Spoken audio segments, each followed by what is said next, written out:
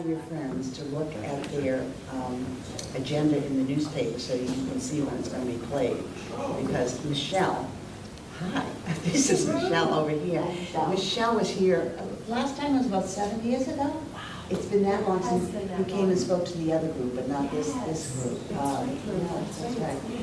She is the right-hand girl of the commissioner of the registry of motor vehicles. And what Michelle does is she goes around talking to many community groups, including a lot of councils on aging, about what you really need to know about driving. And all of us, as we get older, have little quirks that get in the way.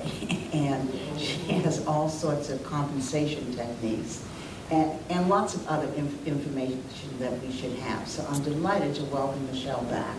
Hi, Michelle. It's all yours. Oh, turn this on if you want. There we go. Okay. Thank you very, very much, Ruth. It's a pleasure to be here. And I'd also like to thank the Winchester Police Department. We have Sergeant Tom Grew with the Winchester Police Department, and that's just a wonderful, wonderful opportunity for us. And we also have the local cable access television station. So thank you for being here and bringing this program to folks who could not make it. So I'm so glad that you all came out this morning. And I want to let you know I have a lot of handouts. I have copies, more than enough copies for everyone. So please, after the program, I'll make sure everyone gets a handout. And feel free to take extras. Take them home with you, share them with your friends and neighbors. So as Ruth mentioned, my name is Michelle, and I work for the Registry of Motor Vehicles. And I'm so fortunate, so fortunate to have the job that I have, because it's all about education and training. And I go all across the state, as Ruth said, and talk to folks about safe driving. And I also like to give you a little history, and maybe some of you know the answer to this question, but can anyone tell me maybe the date and the name of the person who received the first license to drive here in Massachusetts? So what year do you think that happened in? And to whom do you think we issued a license to? Any guesses on the year? Well, it was actually 1903. 1903. That's when the first license was given out here in Massachusetts, and it was actually issued to a gentleman by the name of Dr. Tudor, Dr. Frederick Tudor. And he lived in Milton, Massachusetts at the time, and Dr. Tudor was the first person to get a license to drive here in Massachusetts. And the only thing Dr. Tudor had to do in order to get a license was to go and stand before a judge and swear under oath that he had driven 100 miles. That was it. That was it. I know. Can you imagine? He did also have to bring 2 people with him who could attest to his good character. So you needed to bring 2 friends with you who could vouch for that you are an upstanding citizen, and all you had to do was, I've driven 100 miles, and there's your license. And actually the license itself, it wasn't the card that we have today in our wallets, it was a pin. It was a little pin, and people would pin it to their duster, and off they went. They were good to go. So the first woman to get a license to drive was named Annie Knotts, Knotts, Annie Knotts, and she got her license, I believe it's about 1908. And Annie lived in Jamaica Plain, Massachusetts. So Annie lived right on the Jamaica Way. She was an amazing woman. She actually turned her home into the Museum of Transportation. So the Massachusetts Museum of Transportation was started by a woman. The first woman to get a license, I know, isn't that great? The first woman to get a license to drive here in Massachusetts. So if ever you have an opportunity to go visit the Museum of Transportation, it's a wonderful museum. In fact, Annie's collection grew to be so large that they had to move it from the Jamaica Way over to its current location, which is in Brookline at the Lars Anderson Park. And that's a really pretty place too. So probably some of you have already been there. So anyway, gives you a little bit of history of Massachusetts and what it was like back then to get a license. Times have certainly changed, haven't they? And when you look at the motor vehicles of today, when you think back to the car that maybe you first drove, when you first got a license to drive, and you think about, well, what were the options in those vehicles? What was the technology like? It's amazing. It's like night and day, really, when you look at your car of today. And you see all of those options that are in the vehicles, the GPSs and all of the technology that's in there. Truly the technology has helped folks be safer. But some of the technology, when you think about it, could be a great distraction to the driver. And that's the problem. That really is a problem. So, yes, there may be a radio in my vehicle, but is it safe for me to be concerned about that radio while I'm driving? No, absolutely not. In fact, many times I'll drive without the radio. I just keep it off because that's a quiet time for me to be able to fully focus on my driving. And lately, I think about every aspect of my life, whether it's at home or visiting or going to work or shopping. We're bombarded with noise, aren't we? There's the phone ringing at home or the television or the radio. We go out and people talk to us. Being behind the wheel is really the only time that it can be completely quiet. You can turn that radio off. Now, of course, if you have a passenger in the vehicle, that's a different story, but you could ask your passenger to please, be quiet while I drive. But that opportunity for you when you're behind the wheel is really the only time where it can be perfectly quiet, where you can fully focus on your driving. And that's what will keep us safe. When we're driving, when we're behind the wheel, we should not be thinking about our to-do list. And I know sometimes that's what we do because we're very comfortable with our surroundings. Maybe now when we look at the crash statistics of drivers and we look at the age of the driver, we see that both ends of the spectrum are a little problematic. For very different reasons, really for very different reasons. Now the teenagers, their crash rate is very high because of what? Why are the teenagers getting into so many collisions? Speed, absolutely, speed's a factor. What are some other factors that cause teenagers to crash? Drinking and driving, sure, being impaired by drinking or drugs, absolutely. Or even medications too. There are some teen drivers who may be taking some sort of a medication. And now that can also jump up to the older driver group as well. And so that's kind of a common factor that we see a rise in crashes for both the teenagers and the older drivers. But another reason for the teenagers, another reason why they get into a lot of collisions is because of inexperience. They've only been driving for maybe 6 months or maybe a year compared to how many years we've been driving. Myself, I've been driving for about 35, 36 years now. It's not a lot of time, but I finally feel like I think I've mastered this skill of driving. But there's always something new to challenge me, and that's usually the other drivers that we're sharing the road with, right? Or maybe the bicyclist that's riding along in our lane, or maybe the pedestrian that's walking along the road, not in the sidewalk, but in the road, and they have the headphones on as they're walking, and they can't hear us as we're driving by. Or maybe it's the construction zone. Again, lots of factors and lots of hazards out there.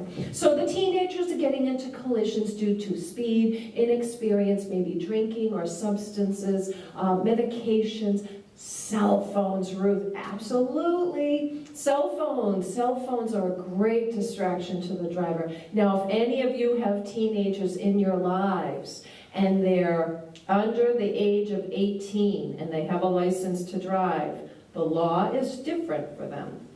Okay, the law states that if a driver is under the age of 18, they're behind the wheel with the key in the ignition, it is completely illegal for them to be holding a mobile device. So they can't even, if I say I'm under 18 and I'm sitting behind the wheel and my key's in the ignition, but I'm parked on the side of the road, but the key's in the ignition, technically, that's considered to be in operation, okay? So, and if I have my cell phone in my hand, I could lose my license. That's the penalty, okay? That is the penalty for the under 18 crowd. No mobile device while driving. Don't even let them tell you that, oh no, I can talk on the phone at a red light.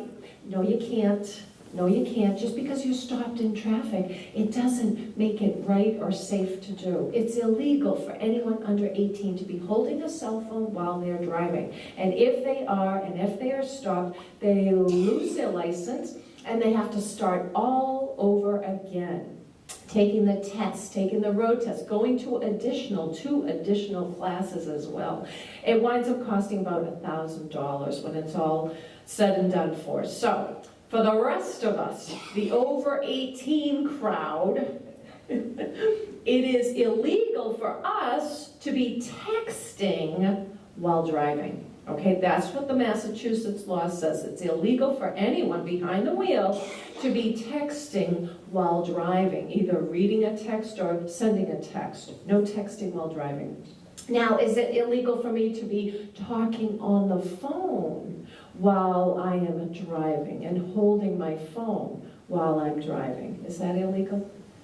No, not yet, not yet. We always wonder that maybe the legislature will take another look at the whole cell phone issue, and the way they would do that is if they hear from their constituents. That's really what, so if you feel strongly one way or the other about any law, contact your representative, contact your senator, and let them know how you feel, because they will look into it if they know there's enough public interest to maybe to ban cell phones altogether.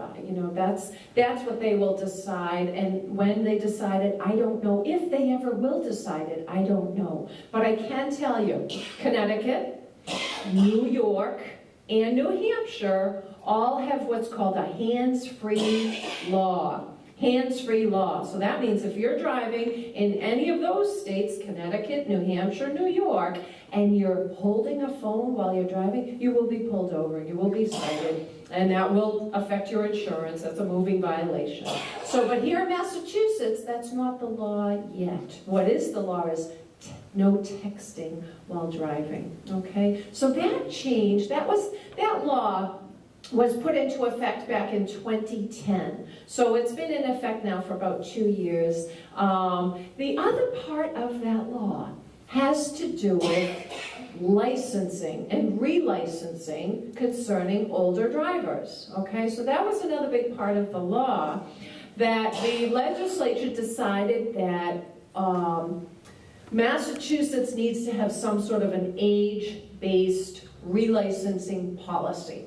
Okay, many states do. I think it's something like, I want to say 27 states at this point do have some sort of a relicensing policy based on age, solely based on age. It may be even more than that. But what that says is that here in Massachusetts, if a person is 75 years old or older and they wish to renew their license, they have to go into a registry of motor vehicles in person. Okay, every 5 years. All right, so the license to drive still has a lifespan of 5 years, as long as the driver is medically fit, physically fit to drive.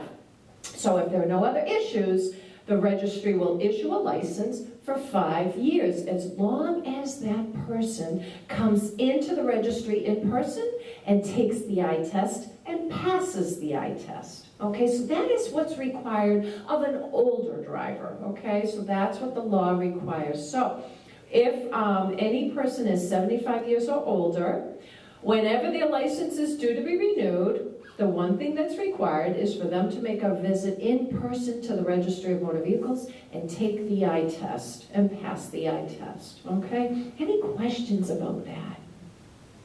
Not only can you go to a registry of motor vehicles to do that, You can also go to a AAA office. There's a special program going on. Did you do that? No, I just You heard about it. Great, that's great. Trying to think now in Winchester, unfortunately, we don't have a AAA office that is, the closest one is actually, I'm not sure if the Burlington office is doing, did you hear that Burlington is now doing the license renewals? Doing it now. Okay, yeah, unfortunately, Burlington is not on board yet. This is a pilot program. There are 6 AAA offices. One is in downtown Boston. One is actually in Saugus on Route 1, okay? That's the second one. The third one is in Framingham on Route 9. The fourth is in Worcester.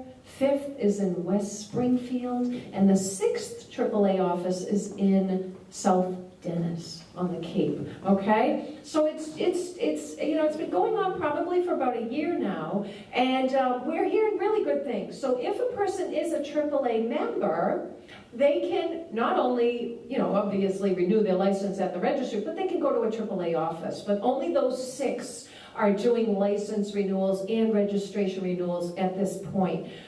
We may be able to add more AAA offices. But call your AAA office because things are changing on a weekly basis. So they may be able to process your license renewal. So any questions? Yes? You have to be a member of AAA. Yes, good question. You do have to be a member of AAA in order to renew your license or to renew your registration at one of the AAA locations. And again, it's not all AAA offices that are doing license renewals, so call first.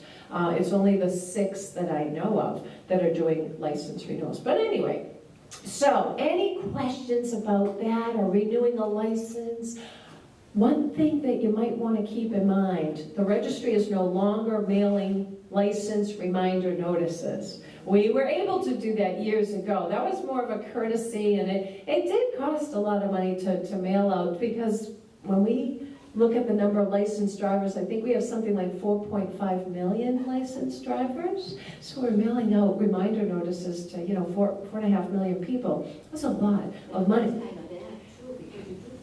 Well, that's the thing. That's the thing. So what you can do, you bring up a great point, because yes, we may forget when our license is due to expire. I came home and my dog did months. Oh my goodness.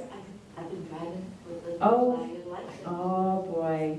Thank goodness. That is scary. Well, you know what? Thank Oh, goodness. sorry, what's your license? Yeah. I have it now. All set. Yes. All right, there is a basket at the door, so people can just put it. I'm kidding. I'm kidding. But no, thank you for sharing that, because you're right. Sometimes people do forget to look at that expiration date on their license. So let me tell all of you, and all of you in the community, take a moment to look at your expiration date, because you're not alone. Some people have forgotten that their license may be up for renewal or may be expiring soon, and they've got to get themselves to the registry. But if your license has expired, you better get a ride to the registry. Don't drive on an expired license. My daughter told me that I was, how come they didn't send me a notice? Oh, yes. So let me take your question just one moment, but let me tell folks that even though we can no longer mail out a reminder notice, we can notify you by a phone call or an email. So it's a great excuse to come to the senior center and get onto the computer and learn how to use the computer. I'm sure many of you do already know how to use the computer and use it on a regular basis. But what you can do is go to the registry's website, and you'll find a little box right at the top on the home page, and it says, would you like a reminder?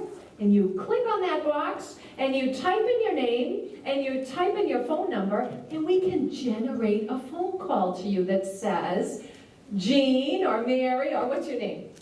Anna, your license is due to expire next month. You need to come in and renew your license. Or we could send you an email. If you prefer to be notified by email, we can send you an email that's free of charge. There's no cost to the customer. It doesn't cost the state anything either. It's all electronic. So that's a good thing. The second option is check with your auto insurance agent. Because many auto insurance companies, as a courtesy to their customers, are now mailing out little postcard reminders or emailing their customers and letting them know that, by the way, your license is due to expire soon. So you can either go onto the registry's website and tell us to send you a reminder, excuse me, or you can go and talk to your insurance or call your insurance agent and ask them if they can send you a postcard reminder. Okay, so thank you for waiting, sir. Your question. I was wondering if your comment on texting, that it's against the law. How does an officer know if the person has been texting? In other words, it seems to me it's an unenforceable law. That's a good question, and it's an excellent point to raise. Well, I have to tell you, We'll let the expert answer. this is the way we would normally handle that. We would ask for the phone.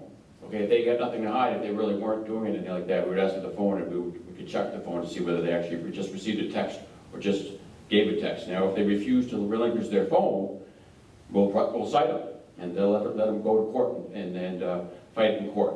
Okay, there's another thing about this texting law that we have to understand, that before the texting law, there's also a law that's been on the books for a very long time. I think it's Chapter 90, Section 14, impeded operation.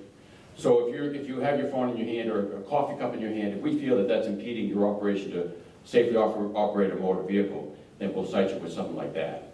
But that's how we would handle that as police. Somebody can test that now, that denies that they were doing that.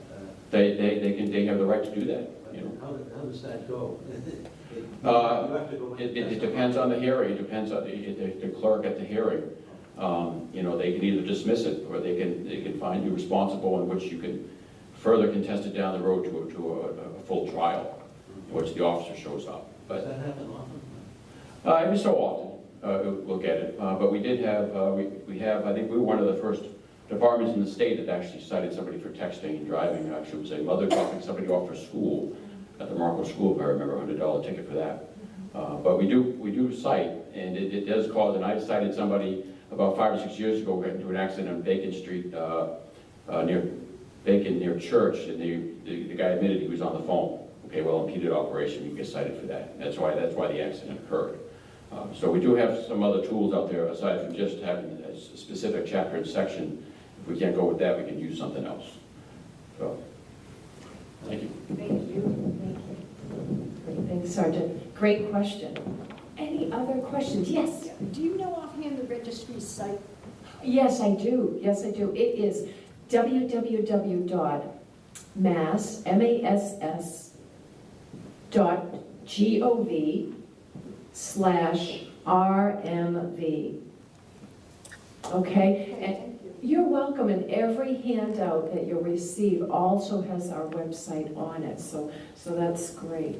Any other questions about that? Yes? I don't know if you're going to touch on this one, but on the license plate, I still have my own license plate. They said so long as it's visible. But now someone told me that we're supposed to be turning in the old plates. Not just because it's a green plate, okay? So this is another great question. It has to do with the license plate or the registration of that vehicle.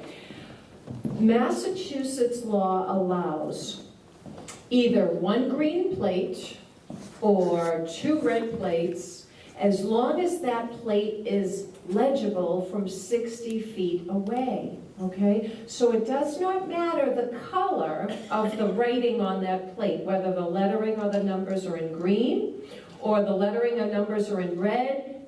That doesn't matter. As long as that plate is visible by the law enforcement from 60 feet away, that plate is perfectly fine. There's no need for you to have to turn in a plate just because of the color, okay? Why a person would have to turn the plate in is because if the numbers or the letters are illegible, whether the paint's worn off, just from wear and tear after many years, the salt and the sand does tend to wear on that plate, so. Another thing they said is you're supposed to be having one in the front and the back now. That was years ago you had to have it. But I haven't had one for years. Well, the law requires, if you have green lettering on your plate, just one plate is allowed, okay? You're welcome. If you have red lettering or numbering, 2 plates are required on that vehicle. So if the inspection station is giving you a hard time and telling you, oh, you've got green plates, you gotta go get rid of those. No, you don't. Not because it's green. Now, you may have to get rid of them because it's worn off and you can no longer read those letters or those numbers. So ask the station, the inspection station or the repair person who's telling you, you gotta go replace those plates. Ask them why. And if they say because of the color, that's not the law. That's not the law. It's because of legibility. Is that plate legible from 60 feet away? So one green plate is perfectly fine as long as it's legible from 60 feet away. If you do have to get the new plate, you go to the registry. Yes. But do you pay for that? It depends. It does depend. And another great question, and for those in the back, the question is, if I have to go replace my plates, will I then be charged for that? And it all depends. If it's because of a manufacturing error, maybe it's faulty paint, maybe there's something going on with that plate that it is the registry's fault, then we would issue you free plates. But if it is just due to age and you've had the plates for many, many years, then you would have to pay the registration fee for that plate. But talk to the manager. If you feel that, gee, I've only had these plates for 10 years, or 8 years, a couple of years. No, talk to the manager. They're very receptive to if there's an issue, and if it is our fault, we are going to pay for that, okay? Yes, you're welcome. Now, in Massachusetts where we live now, we have snow, and your plates get covered with snow. Right. You can get tickets. You sure can. Oh, that's another great, that is a great comment. That really is that's a great thing to keep in mind, that you are the captain of your ship. You never know what's coming. Yeah, and if, snow or ice or anything accumulates on your plate, or if a bulb goes out and it doesn't illuminate that plate, all of that is an offense. That can be cited. Also, snow on your vehicle. I am so glad you mentioned this, because snow's coming. Eventually we're going to have some snow, and if we don't take the time to clean off our vehicle from front bumper to the back, top of the car, yes, we can be cited. We can be cited. If I don't take the time to scrape my entire windshield and to scrape all the other windows in my vehicle, front, back, sides, I can be cited. Again, that would be considered impeded operation. Impeded operation, like Sergeant Grew was talking about the cell phone. Again, if I'm doing something that impedes the safe operation of my vehicle by not cleaning my car off or not cleaning off my plate, I'm at fault. I think there might be a specific chapter and section for snow and ice. Yes, there is, and I don't know it offhand. Yeah, but that brings up another really good impeded operation violation, and that is driving a vehicle while the placard is hanging from the rearview mirror. Yeah, you see it, you do see it, but that's actually a moving violation. And that will affect a person's insurance. Let me tell you, for 6 years, you're going to be paying a higher rate, because if you get stopped and cited for impeded operation because the placard is still hanging from your rearview mirror while the car is being moved, it's illegal. Why? Because right now, say I'm behind the wheel, I cannot see 2 people because this placard is hanging. So if there was someone on the side of the road, I would not be able to see that person. I would not be able to see them. It's cutting into my field of view. And that can cause, grave damage or injuries or fatalities. So, yes. I have another question about license plates. Yes. Lots of times you see these fancy license plate holders and they obliterate the state, the date. Right. Is that legal? I think it's the number and the registration sticker that has to be visible. Okay, Right. You don't have to be able to tell what state it came from. But, yeah, if you're blocking too much of your license, maybe we can pull you over, Sure. and you get a ticket. Yeah, I can't believe how many license plates are, obscure that way. Yeah, you can be pulled over, absolutely, absolutely. Yes, question I in the back. had my plates replaced and the registry didn't charge me. Good, that's good, then that may have been a faulty. Plates and they just. Sure. Yeah, so always check with the manager. The comment in the back was this lovely woman went into the registry and had to change her plates and there was no charge. So always ask the clerk, ask the manager. It all depends on that plate. Could be our fault. There could have been a batch with faulty paint and that has happened. Yes, There was an article, well, you must know him, he writes for the AAA. registry or something. No, it's in the Globe. Oh, yes. About impeded. He went into the furniture store and he had all of this stuff in his car. He realized when he got home that he could have been stopped because he was pushed up against the steering, but he couldn't see out the car. That again, yeah. And he is the guy who tells us the rules of the road. It's if he never gave it a thought, he couldn't see. That's the bottom line. If the driver cannot see and does not have full view, that's not safe operation of a vehicle, of a motor vehicle. And for most, it's common sense, right? But for some folks, it's just, that's why the laws are in place, and that's why the police, thank goodness, enforce, because it's keeping the public safe. So, but you're right, anything. Even, sometimes I have to say the make and model of a vehicle. Some makes and models, and I don't know offhand which ones, but some of the headrests are quite big. And depending on the person, if the person is shorter in stature and they're not sitting up as high, the headrest might be impeding their vision. So never take a headrest out, but make sure when you're looking for a new vehicle or looking to buy a vehicle, sit in that vehicle and look out all angles. Use your mirrors, turn and look, so important to see. Sometimes there are blind spots in a vehicle depending on the make and the model. So, and I have to say, for those of you that use the internet, the National Highway Traffic Safety Administration, we have a link from the registry's website, but it's called NHTSA.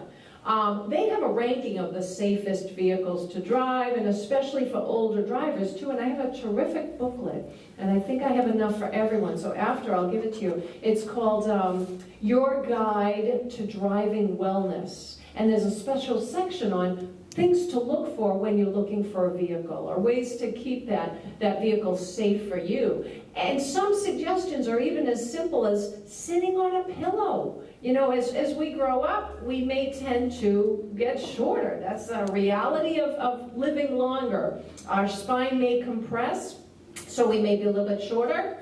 That will definitely affect our vision as we're trying to drive. So if ever you're sitting behind the steering wheel in the driver's seat and you're looking through the steering wheel, not safe. That's not a safe way to operate the vehicle. We need to be up nice and high in that driver's seat to see well above the dashboard and the steering wheel, okay? There's another program, and I'm not sure if Winchester Hospital or local hospital has had it yet, but it's called CarFit, and it's for older drivers, and it is sponsored by AARP and AAA. Yep. Oh, wonderful. Ruth, did you do it here? Last summer. Oh, terrific. CarFit is a terrific program, especially for older drivers. I went and they gave me some great tips on how to make my vehicle safer for me to drive. So I highly recommend when you see a program called CarFit listed or offered at the senior center, come and take advantage of that. Another great program is AARP's Driver Safety Program, and that's a 4-hour sitting in class, listening to an AARP instructor. That's another great driving refresher class. AAA has some terrific programs as well, and they have some terrific products to help older drivers be safer drivers. One is called Road Wise Review, And that's free of charge, and that's a little CD-ROM. You put it in your computer, and it takes you through a series of exercises that measures your reaction time, measures your field of view. It does all sorts of simulated driving situations right there on your own computer. And you can test, okay, what is my reaction time? How is my vision? How am I doing with my field of view? And all the results are for you. They don't get reported to the doctor. They don't get reported to the registry. It's just a good assessment for the driver. That's a really good program. The second program, oh yes. Who does that? Excuse me, that's produced by AAA. And it's called RoadWise Review. And if you call your AAA office, they could probably give you a copy. RoadWise Review. And the second product that AAA came out with last year is, now the RoadWise Review has been out probably for about 4 years. And then this other product from AAA is called Drive Sharp. Drive Sharp. And it's all about improving one's cognitive ability. And it was developed by a company out in California called Posit Science, and done a lot of research on improving brain health. So this AAA product is really good. I know every library has a copy, because originally I think it cost about $100. And so AAA gave a free copy to every library. But now I think they were able to mass produce this product, and it's probably either free of charge or for a nominal fee at AAA. So that's another good product as well. They really make claims that they will improve your brain functioning by, I don't know how much percent, but it really has gotten really good reviews. So Drive Sharp is that program too. So it's nice to see there are lots of resources to help older drivers continue driving safely. And that's the key. That's the key. The Registry of Motor Vehicles has a safe driver checklist, because a lot of times folks will say, well, how do I know if I'm doing okay? Well, obviously, you may not. You may find out when you get into a collision, but there are some there's some good baseline questions to ask ourselves. And some of the questions, for instance, on this safe driver checklist: do I have difficulty seeing clearly at dusk or at nighttime while I'm driving? Do I have difficulty seeing clearly at night? Well, I have to say, natural part of aging is cataracts, sure. Some of us may develop cataracts, but even aside from any eye diseases or problems, we naturally lose light perception. Well, all of us, it's just a natural part of growing up. So we tend to lose light perception. In fact, starting at age 20, every 13 years, most of us will need twice as much light to see, okay? So at age 20, our vision was at its peak, believe it or not. This study was done by the Institute of Vehicular Safety. So age 20, our vision was at its peak. 13 years from that age, we'll need double the amount of light to see, so around 33. And this is average, on average. Now everyone's different. Some folks may never lose light perception, and some folks may lose it sooner than others. Everyone's different. But if you do the math, by mid-40s, most of us need 4 times more light to see, okay? That's when we start to notice a real decrease in our night vision, that around mid-40s, maybe early 50s.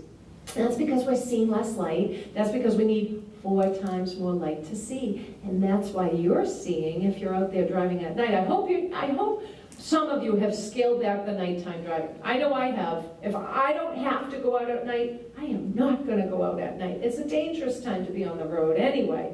But maybe you've noticed brighter headlights in a lot of vehicles. Well, that's because the baby boomers are growing up. And a lot of the baby boomers may still be having to work and driving home at night when it's dark, and we need more light. Now, I don't have those bright headlights on my car, but sometimes I wish I did, because they do help a driver see better at night. Now, here's the problem. Older drivers tend to become more sensitive to bright lights. So it's kind of a double whammy. We're losing light perception, And we're becoming more sensitive to these bright lights. So if I'm driving along, and here comes a fancy new car that has those bright white headlights, or maybe the person went and bought those and put them in themselves, and sure, it's helping them see beautifully, but it may be really bothering me because I'm coming the other way. So that nighttime driving can be quite tricky because we're seeing less light and because we're more sensitive to light. Yes? What are the statistics, accident statistics on night driving versus day driving? You know, Does that show this? sure, I'm not sure. I do know that in terms of driving, dusk and dark there are more collisions. Oh, good, Sergeant Grew, okay. You know, Michelle mentioned earlier about reaction time. And reaction time is very, very important. And I was just in a training session out in Worcester for accident reconstruction. The average reaction time with good vision during the day is about 1.6 seconds, okay? At nighttime, that goes down to about 2 seconds. So that means when you see something up ahead, sometimes it takes you 2 seconds to react. The reason why that's important is how far your car is going in that period of time. So let's say you're going the speed limit, let's say you're going 30 miles an hour, or you're actually traveling at 43 feet per second. Okay, so if it takes you 2 seconds to react, 43 feet per second, that's 86 feet before you actually are traveled, before you actually be able to react. If you're having trouble with your eyesight, it might be three seconds to react at nighttime. So yes, the nighttime plays a huge factor in accidents. So just think about driving on even a side street, Brookside Road or something like that in Winchester, ball goes out in the middle of the street, okay, are you going to be able to react? Okay, so you just got to slow it down. But that's, I don't know the stats offhand in terms of the volume compared to day. We do have a lot of daytime accidents, but there's a lot more volume of traffic. Okay, so we do have accidents at nighttime, but there's less volume, but visibility is certainly a factor. And I have to say too that even though we may be having difficulty seeing at night, if we talk to our eye doctor, the eye doctor may have a remedy. In fact, the eye doctor may be able to prescribe a nighttime driving pair of glasses. In fact, I do know some folks that have gone to their ophthalmologist, their eye doctor, and they tell the doctor, I have to drive at night. I work or whatever. A slightly yellow tinted lens may help in low light conditions, okay? So you may know someone who has a special pair of nighttime driving glasses. It does not work for everyone, so don't go run out and get yourself yellow tinted glasses, because it may not help you. Talk to the eye doctor first, but there are some remedies for folks who have to drive at night. Another great improvement is anti-glare coating to put on one's glasses. Again, the eye doctor could do that too. So even though the bad news is that our eyesight is changing in many different ways, the good news is if we go and see the eye doctor on a regular basis, they may have a remedy for us to continue to drive safely or even to improve our driving. Can I ask a question about Sure. an eye exam? Sure. When you go to the registry, I find the letters are like this big, Ah, and the signs are this big. okay. I don't think that makes sense, and what I do is, I go to my ophthalmologist, and he gives me a separate piece of paper that I To can take to the registry. Very Does that interesting. make sense to me? Very interesting. Okay, yes, good. Two good points. I'm so glad you asked this. First of all, the eye test at the Registry of Motor Vehicles. What exactly is that measuring? We are testing for visual acuity. And what that means is that would be my ability to distinguish one object from another. So that's why we have to read that series of letters. The second thing we test for is color. Obviously, we're testing color. The third thing that eye test at the registry is testing for is peripheral view. So the clerk will ask you, what do you see?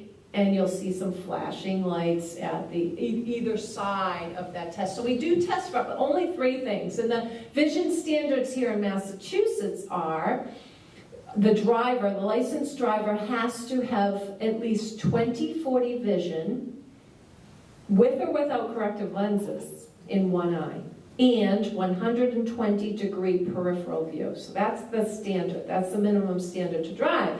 But you bring up a great point, because some folks, for whatever reason, may have difficulty with that eye test at the registry. And it may not be due to your eyes. It may be due to the height of the customer. It may be due to the machine on that day. I can't read that. Okay, well that's, you know what, that's good that you went to the eye doctor. And a lot of folks do that, and that's perfectly I've acceptable. been driving 60 years and I've never had an accident, but I will say that I just think that's You crazy. can't read that. Isn't that interesting? See, I've never had a problem with that. My And ophthalmologist, before I had my cataract Yeah. operation, Yeah, we removed my ability to drive at night. I had to go to the registry. Yeah. And I could only drive in the daytime. Then I had to go through hoops to Oh. get back my nighttime driving. yeah, okay, wow. You bring up a great point, and the bottom line is that we at the registry have a set procedure that's determined by the legislature. They tell us, you're going to test for eyesight, and this is what you're going to be looking for. So, and the clerk behind the desk, that's what they need to do. But everyone's different. Everyone's eyesight is so different. So I think it makes a lot of sense for a person to, if they're going to their eye doctor anyway, and they have to renew their license within a year of that visit to the eye doctor, get a form from the eye doctor. It's a great idea, and the form is called a vision screening certificate. A vision screening certificate. That's what we would accept at the registry, and you don't have to take the eye test. So if you provide us with proof of your vision on paper in this form, so I'm so glad you mentioned this, because it helps a lot of folks. They go to their eye doctor, they talk to the eye doctor and get the vision screening certificate from the eye doctor, and they bring it with them to the Registry of Motor Vehicles. Hand the clerk your form, the clerk will read it, make sure you meet the minimum standards, scan it right in so we have it in your records, give you back the form and say, you're good to go, we're going to take your picture now. So you can skip the eye test at the registry. You have to keep the form with you. Right, keep it with you, that's right. That's why we give the form back to you, that's right. But just in case, we do scan it, and we have a copy as well, so there shouldn't be any discrepancy. So, and I want to take one more step before I answer your question. Don't be surprised if the clerk, once you've either passed the eye test, or you've presented your vision screening form, don't be surprised if the clerk at the registry says, okay, now remove your glasses, I'm going to take your picture. That has nothing to do with how well you see. That has everything to do with facial recognition. Okay, that's all part of the Homeland Securities Act that went into effect many years ago. And any licensing agency, any DMV or RMV across the country, if we're going to take a person's picture, whether it's for a license or for an ID card, there can be nothing covering that person's face, including eyeglasses, okay, as part of facial recognition. So yes, sir, thanks for waiting. I had quite a bit of difficulty with the eye test. At the registry. For the first time in my life. Ah. It was a shock. Okay. I was really struggling. Okay. But I passed it. Okay. Take Interesting. your advice of getting a certificate. I would. I understand what you're saying, and it just, it's so important to go to the eye doctor on a regular basis anyway, because our best line of defense, not only as Sergeant Crew mentioned, the reaction time, that's critical. Quick reflexes, quick reaction time are critical to safe driving. But good vision is too. So those two go hand in hand. Quick reflexes, good vision. So we need to make sure that we can see well enough to drive. So. What about the Muslim women who cover their face and so forth? We would not be able to take a picture with any veil covering a face. It has to be completely. You ever rejected anyone? I'm sure the branch has had to. Many times it's more so the baseball caps where you just have to say remove your cap. Or now the only time, I believe the only exemption would be for medical reasons. For religious beliefs, I still believe we have to still see the face. The head can be covered. but not the face itself. So I think, now I'm not an expert on facial recognition, but okay, good. That's what, yeah, from what I've read at the registry, that's what we need. We need to see your face. Yes? Is it new that they don't take, that they take glasses off? That has been in effect for probably 4 years now. Oh. 4 years, yep. So probably the last time you renewed, you have your picture with your eyeglasses on. So just don't be surprised the next time you go in to renew, they're gonna say, please remove your eyeglasses. I'm gonna take a picture. So that's what that's all about. That has nothing to do with your vision, your good vision. It has everything to do with facial recognition. So, and yes, to answer your question, the head can be covered, not the face, not the face. They only cover the head. Right, that's right, Sue. Yep. You cannot cover your face. That's exactly right. That's right. Good questions. There were three things: the eyes, peripheral, and the coloring. Now, how do you get around the screening? Because when you have an eye exam, they don't do a color. Well, they actually do. When they ask you the flashing lights on the side, they'll ask you the color as well, or they should. So yeah, they do. They do. It all happens so quickly that, most of us really don't even think too much about what we're really testing, but it is visual acuity, color, and peripheral view. I went last week. Oh, you did? Now, which branch did you go to? Which branch did you go to? Was it I the... went with the Wilmington branch. Yeah. Good, that's good. It's probably, Wilmington is probably the easiest to get to from here. So, lots of great questions, and these are important issues, when it comes to driving. The license to drive is more than the ability to get from point A to point B. It really is. It is very important to a person's life. However, we all have to be sure that we are fit to drive. That's the key. And when I ask myself these questions, for instance, can I see clearly at night? Do headlights from other vehicles obstruct my sight? Am I intimidated by passing vehicles? If ever a driver gets intimidated by passing vehicles, that's a red flag. That driver should not be getting intimidated when they're behind the wheel. They need to have confidence in their skill and their ability to drive. Do I have difficulty following the detours? Or do I have difficulty seeing the police officer on detail? Again, that's a critical situation. I need to be able to see that police officer clearly and to be able to distinguish, what is he or she telling me to do? Are they telling me to stop? Are they telling me to go? And that's so important. If you find you're having difficulty, get to the eye doctor and talk to the eye doctor. It might just be a simple increase in the prescription. Yes? I remember a situation, police was directing traffic. Directing I traffic. had white gloves. Ah. It was kind of dusty. Okay. It was almost impossible to tell this from this. The low light condition is Just, it was tricky. low light condition, it was also, the hand was about the same spot. Interesting. It said this. Interesting. Rather than a really good wave. And Sure. a white glove to really reflect. Right. I know the police departments that in the past, and I know that has been an issue, and I know the chiefs of police and the local police departments are absolutely aware of that, and I think the training now includes... When in doubt, stop.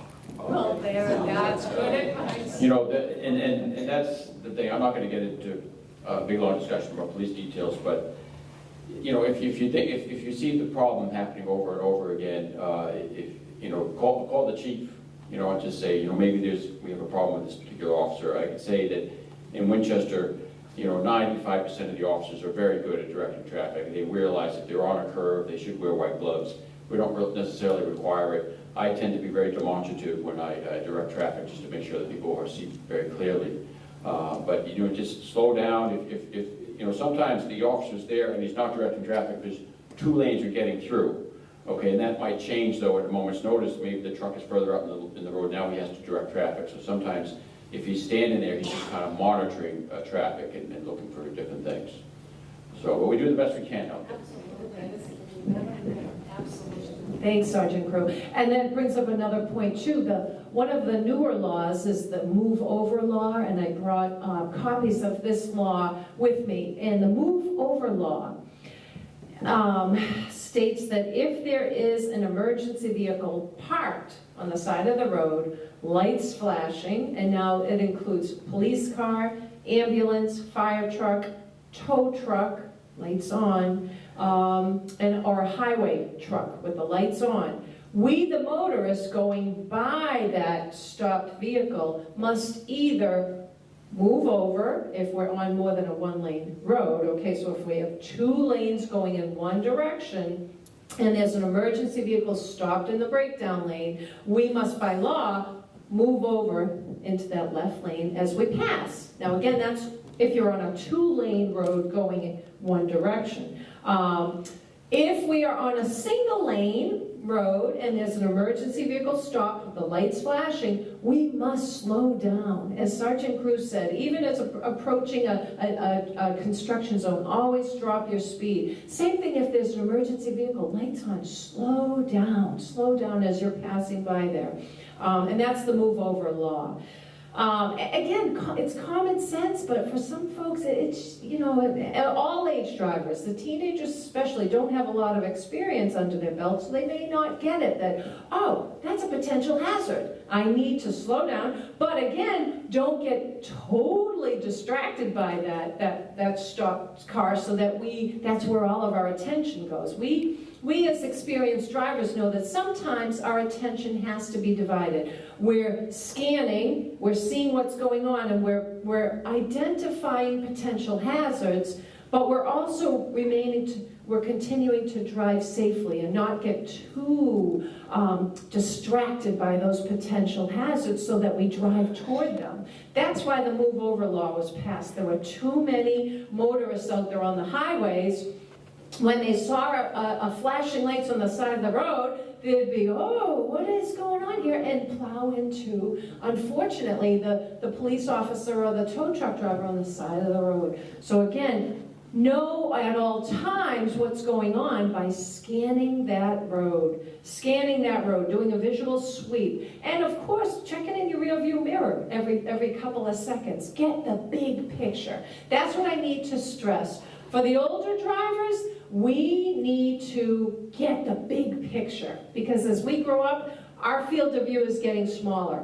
So we need to constantly remind ourselves, look out, get the big picture, look to the sides, look a couple cars down the road. I know experienced drivers do that, but sometimes, as I said earlier, we may drive on autopilot. We get comfortable with roads we're traveling because we're familiar with them. Don't ever get comfortable with the roads you're traveling. There can always be something new, always. So you, as the driver, need to be able to scan that road using your good vision and tell yourself, what do I see? You can literally say to yourself, oh, pedestrian. Okay, I've got it. I know they're there. I'm going to keep an eye, I'm going to be aware, and I'm going to slowly go past, or crosswalk coming up. Taking the foot off the gas, preparing to slow down, check to see what's behind you. Always anticipating what's going to happen. That's going to help you, especially if the reflexes are slowing down. That can affect a person's driving. We need to have, as Sergeant Grew mentioned, a second, one second, essentially. 1 second is good reflexes. If you find that maybe the reflexes are slowing down, talk to the doctor. Could be due to many different things. It could be due to a sore joint. What if I'm having trouble with my right hip? What if it's, bothering me today? Well, I might not be able to drive safely with hip problems because I need that hip to be able to move from the gas to the brake. I need that knee. That right knee is critical for safe driving. That's going to give me the ability to move again from gas to brake or depress the accelerator, ease off. So you don't think of it, but driving is a very physical activity. Our foot is flexing and extending a lot. We're pressing the gas, easing off the gas. We're pivoting between gas and brake. You need to use from your toes to your hip to be a safe driver. That all has to be nice and strong and nice and flexible. How do we improve strength and flexibility? Any guesses?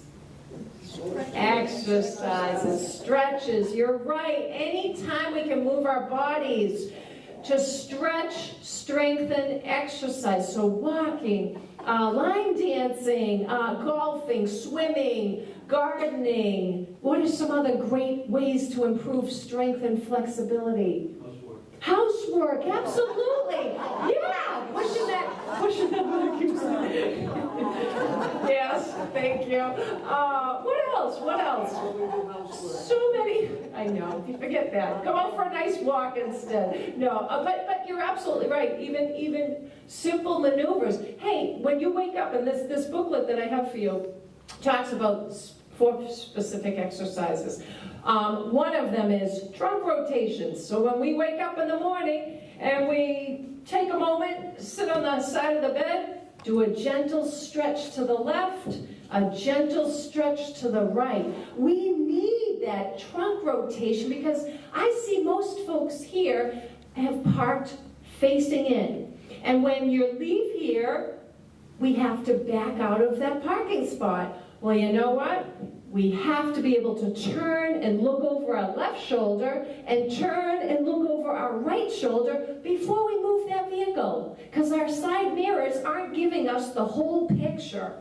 There could be a person back there and I would never get it in my side mirrors, but I would see it if I turned and looked. So that's a great exercise to do. Just a simple, gentle turn. And that's going to help you be a better driver. Another great exercise is foot circles. So as you sit here listening or at home, foot circles are terrific to improve a person's driving. Why? It increases flexibility and agility and strength of that driving leg. So counterclockwise, move that foot. And I had a woman tell me, I forget what town I was in, but she came up after. She said, our exercise program does all of that. In fact, the instructor tells us to write the alphabet with our foot in capital letters. So they literally will go through the alphabet, writing the alphabet in the air with their foot. That's a strong driving leg. If a person can do that, that's great. So again, you kind of get the picture that driving is not sitting there passively moving the vehicle. We are actively engaged. We are using our brain. We're using our muscles. We're using our legs, our hip, our knee, our upper body. We're turning. We're using our fingers. We're hanging on to that wheel. We need to be able to feel the bottom of our foot. For folks that may experience neuropathy, the nerve endings may, especially for folks that have been living with diabetes, there may come a point where the nerve endings may be affected of the feet. How can a person determine if they're pressing on the gas hard or soft if they can't feel the bottom of their feet? That's a very dangerous situation. And here in Massachusetts, it's not up to my doctor to report that to the registry, okay? It's up to me, the licensed driver. So if I have any medical condition that may affect my driving, and I don't get cleared to drive, I could be liable. So if God forbid, if I had a stroke and it affected my right side of my body, yet I continue to drive even though I have, maybe not full use of the right side of my body, I don't report it to my doctor, I continue driving, I get into a collision, insurance is not going to cover me. Insurance will not cover me because I have a medical condition that affected my driving. Anytime you have a question, well, how do I know if it's affecting my driving? Talk to your doctor. Talk to your doctor. And if your doctor is telling you you shouldn't be driving, don't drive. Because I'm telling you, I know of a situation where a person kept driving, unfortunately got into a collision, injured someone. The family of that injured party sued the driver. The driver lost everything because they subpoenaed the medical records. The other party who got injured subpoenaed the driver's medical records, found that one sentence, you should not be driving.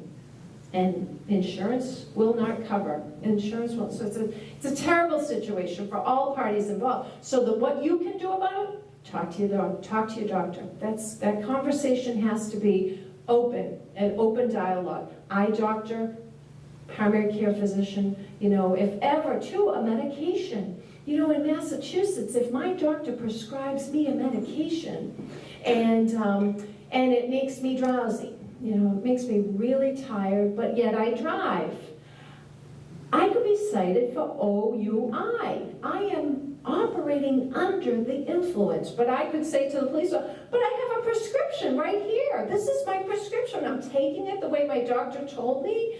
I'm not overdosing. I'm not doing anything wrong. Yes, I am, because that medication made me feel drowsy. I'm operating under the influence, okay? So it's really important things that I don't think sometimes the doctor tells us. That's why, thank God, I'm so glad I'm here to share this with you, because I don't want anyone to go through the heartache of what some people have had to go through.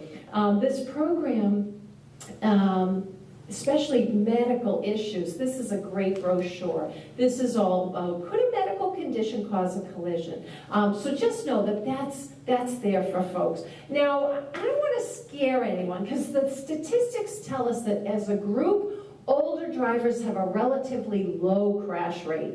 And that's a good thing, because older drivers tend to self-regulate. It's only when there are medical conditions that crop up that go unchecked, or maybe there's some sort of a dementia or cognitive impairment that the driver is not regulating their own driving. That's when the problems arise. But again, older drivers have a relatively low crash rate. But as we live longer, there could be a medication that's introduced to us that may affect our driving. So bottom line is talk to the doctor. My own mom was prescribed a high blood pressure medication, and she really did feel drowsy taking it. And she stopped driving and she called the doctor. She's like, I want to drive. I'm not going to take this medication. The doctor said, you got to take that medication because you got high blood pressure. But here's what we're going to do. We're going to cut that dosage in half, and we're going to have you take that pill at night. I'm going to have you not drive for a week, because that will give your body enough time to get the old meds out, get the new meds in, and call me. Tell me how you feel. So she did all that. She continued driving for many years after that. So all it took was a little adjustment of the prescription and an adjustment of the time she had to take it. It made the world a difference. So have that dialogue with your doctor. There are lots of simple fixes to help folks drive safely and later in life. So please, at this point, I want to tell folks to know that there's a lot of information up here. We didn't really get to talk about the disability placards, but if you have any questions about applying or the legal uses of a disability placard or plate, I'd be happy to address that. Any questions? And Ruth, I'm not sure how we're doing on time, but if we need to wrap up, we're a little over. Yes. Quick question about a placard? I had a comment on the handicap. Yes. Sometimes people will park in a striped hatch, and I don't know if it's a private parking lot, do the same rules apply? If it's a crosshatch area, that's a no parking zone.